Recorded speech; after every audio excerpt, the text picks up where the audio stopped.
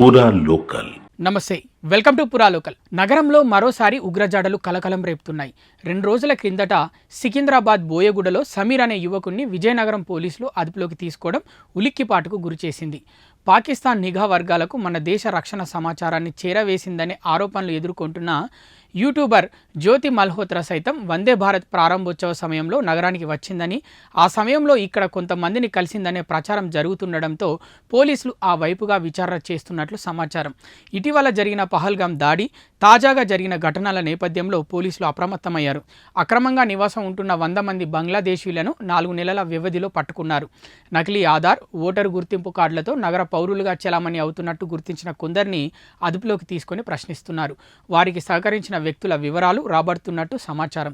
అక్రమంగా ఉన్న విదేశీయులను గుర్తించి పంపివేయాలంటూ తాజాగా సుప్రీంకోర్టు ఆదేశాలు ఇచ్చింది. కేంద్ర నిఘా వర్గాలు కూడా ఉగ్ర కార్యకలాపాలపై హెచ్చరికలు జారీ చేసిన నేపథ్యంలో రాజధాని పోలీసులు మరింత అప్రమత్తమయ్యారు. ఖైరతాబాద్, సనత్ నగర్, జవహర్ నగర్, అంబర్పేట్ ప్రాంతాల్లో 15 మంది విదేశీయులను గుర్తించినట్టు సమాచారం.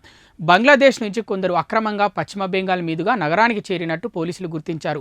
ఇప్పటికీ చాలా మందిని అదుపులోకి తీసుకున్నా ఇంకొందరు జనవాసాల మధ్య ఉంటున్నట్టు భావిస్తున్నారు. వీరంతా కోల్కతాలో దళారుల నుంచి అక్కడి ఆధార్, ఓటర్ గుర్తింపు కార్డులు పొందారు. నగరం వచ్చాక వాటి వివరాలతో ఆధార్ చిరునామా మార్చుకుంటున్నారు. రాచకొండ పోలీస్ కమిషనరేట్ పరిధిలో 5200 మంది రోహింగ్యాలు నివాసం ఉంటున్నట్టు నిర్ధారించారు.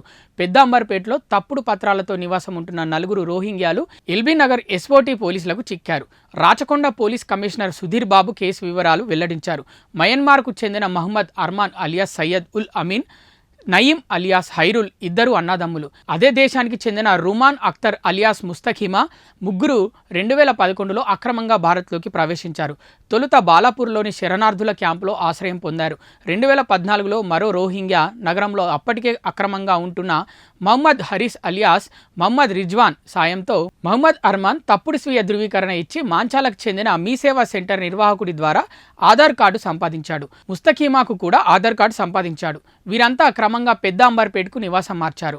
అర్మాన్, ముస్తఖీమాకు 4 పిల్లలు జన్మించగా వారికి ఆధార్ కార్డులు వచ్చాయి. హరీస్ హఫీజ్ బాబా నగర్, ఓమర్ కాలనీలో జమియా సరియా మదరాస్లో ఉపాధ్యాయుడిగా పనిచేస్తున్నాడు. ఎస్ఓటీ ఎల్బీ నగర్ ఇన్స్పెక్టర్ మీర్ ముదాసిర్ అలీ బృందానికి అర్మాన్, హైరుల్, ముస్తఖిమా, రిజ్వాన్ 4 చిక్కారు. ఇవి ఇప్పటివరకు ఉన్న అప్డేట్స్. మరిన్ని అప్డేట్స్ కోసం చూస్తూనే ఉండండి పురా local, your choice for local voice.